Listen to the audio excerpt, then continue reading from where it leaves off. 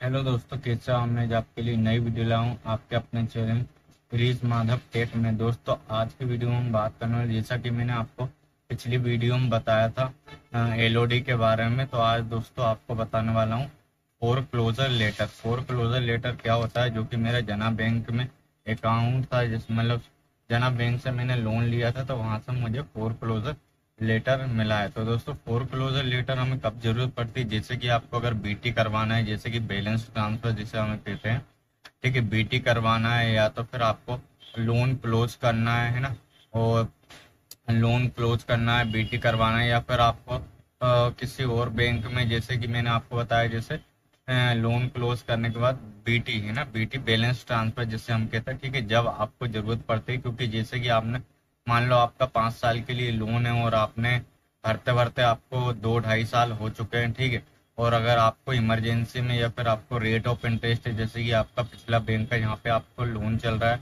उस बैंक का जो है आपको रेट ऑफ इंटरेस्ट बहुत ज़्यादा लग रहा है, उसको अगर आप कम करवाना चाहते हैं ना, तो जैसे कि आप दूसरे बैंक में अप्लाई करते हैं लोन के लिए, या फिर वहाँ पे आप बैलेंस ट्रांसफर कराने के लिए आप टॉप अप लेते हैं, या फिर आप उसको जो है रेट ऑफ इंटरेस्ट कम करवाने के लिए भी आपको फोर क्लोजर की जरूरत पड़ती है, जो कि हमको बैंक से लेना पड़ता है। ये क्यों लेना पड़ता है दोस्तों?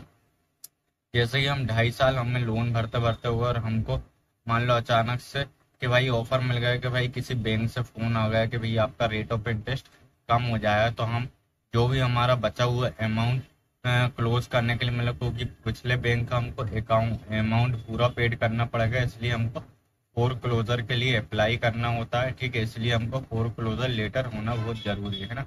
जब भी हमें एकदम क्लियर पता चलेगा कि हमारा लोन कितना बाकी है, और कितना हमको और चार्जेस पे करना है। दोस्तों, फोर क्लोजर में एक चीज मैं आपको बता दूं, फोर क्लोजर का बैंक का अलग अलग चार्जेस रहते हैं। फोर क्लोज जिसको हम चार्जेस कहते हैं, किसी का 2% रहता है, किसी का 5% रहता है, किसी का 8% रहता है ना। इसी तरीके से अलग अलग चार्जेस रहते हैं हर बैंक के। जैसे कि मैंने जना बैंक में मेरा लोन चल रहा था, तो दोस्तों मैंने उसका फोर क्लोजर निकलवाया था। इसमें दोस्तों इसका जो भी लोन अमाउंट का 5% हमको फोर क्लोजर भी इसमें पे करना पड़ता है, जो कि बैंक की पॉलिसी है, जो भी हो बैंक की पॉलिसी के हिसाब से ही हमको फोर क्लोजर का जो है अमाउंट पेड करना पड़ता है। और इसमें दोस्तों आपको कितना रेट ऑफ इंटरेस्ट है वो आपको साथ में पता चल जाता है ना।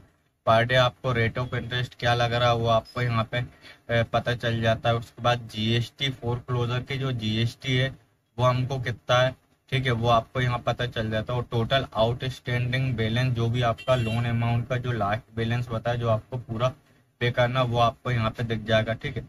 जैसे कि फोर क्लोजर चार्जेस आपको यहाँ पे 5% मेरे को यहाँ पे देखने को मिला है, ठीक है। आपको इस साइड में आपको बिल दिख रहा है, यहाँ पे पूरी डिटेल लिखी हुई है, ठीक है। तो जैसे कि इंटरेस्ट जो भी आपको लग रहा है, ठीक है, वो यहाँ पे रहता है। और टोटल अमाउंट पेबल, जो भी आपको टोटल अमाउंट पेबल करना है ना, फोर क्लोज इंक्लूड हो गया है ना, जो भी अमाउंट है वो भी आपको यहाँ दिख जाएगा। पर डे इंटरेस्ट लग रहा है वो भी यहाँ पे आपको दिख जाएगा, ठीक है।